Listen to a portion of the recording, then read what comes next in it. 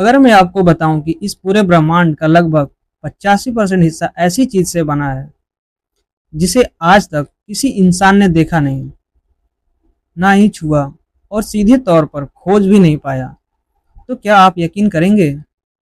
इस रहस्यमयी पदार्थ को वैज्ञानिक कहते हैं डार्क मैटर। लेकिन आखिर यह है क्या? आज हम इस ब्रह्मांड की सबसे बड़ी पहेली को समझने की कोशिश करेंगे, उन तथ्यों के साथ जो विज्ञान ने अब तक साबित किए हैं और उन सवालों के साथ जिनका जवाब अभी भी ढूंढा जा रहा है। डार्क मैटर है क्या?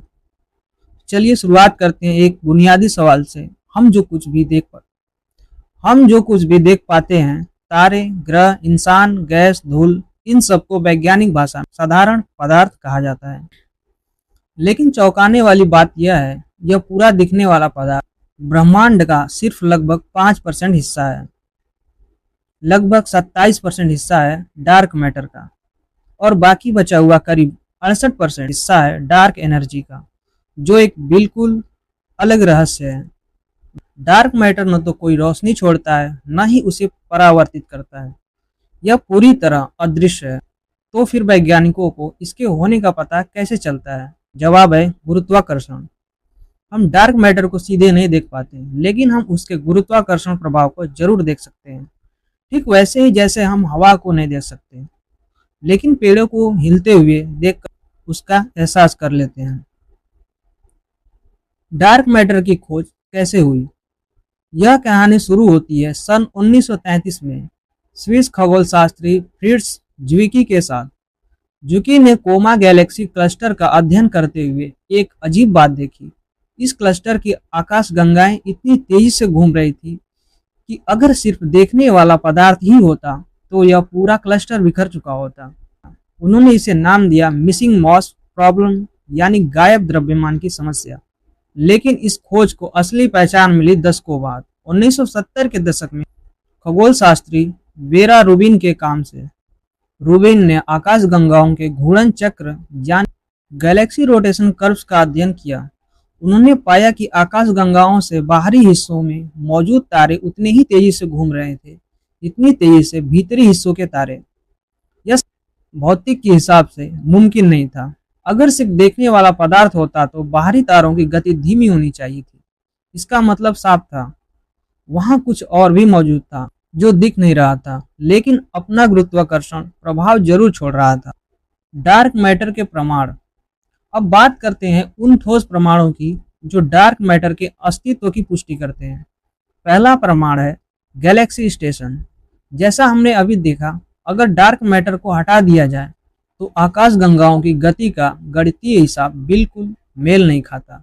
लेकिन जब डार्क मैटर को शामिल किया जाता है तो यह गणना सटीक बैठती है। दूसरा प्रमाण है ग्रेविटेशनल लेंसिंग, यानी गुरुत्वीय लेंसिंग।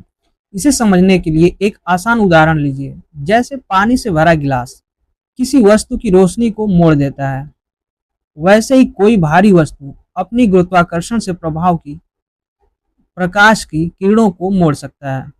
खगोलशास्त्रियों ने देखा कि दूर की आकाशगंगाओं से आने वाली रोशनी ऐसे स्थानों पर मुड़ जाती है जहां कोई दिखने वाला पदार्थ मौजूद नहीं है। इसका मतलब है कि वहां कोई अदृश्य द्रव्यमान मौजूद है।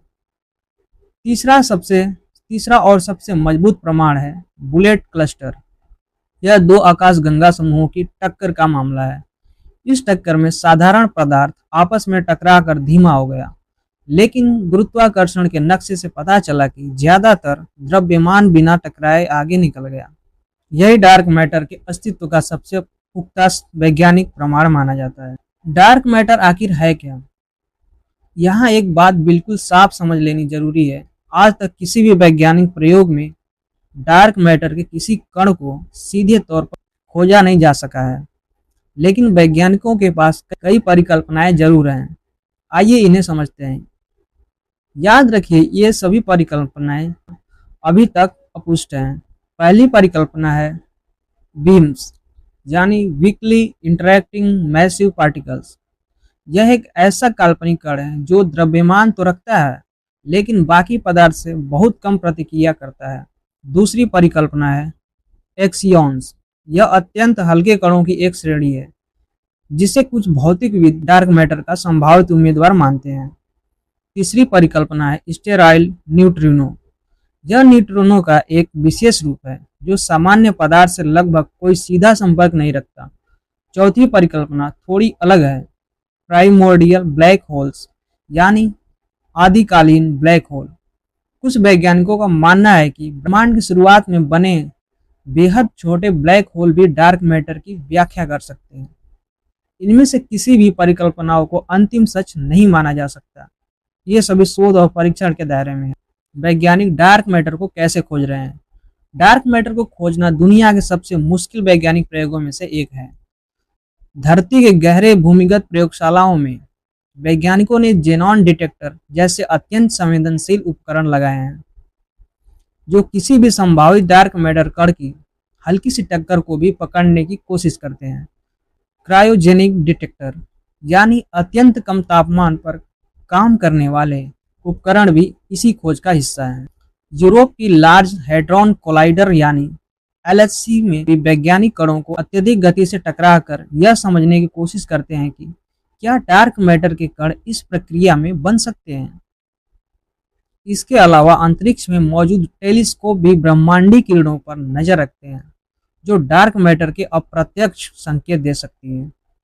इतनी कोशिश के बावजूद डार्क मैटर आज तक सीधे तौर पर नहीं पकड़ा जा सका है और यही इसे विज्ञान की सबसे बड़ी चुनौती में से एक बनाता है।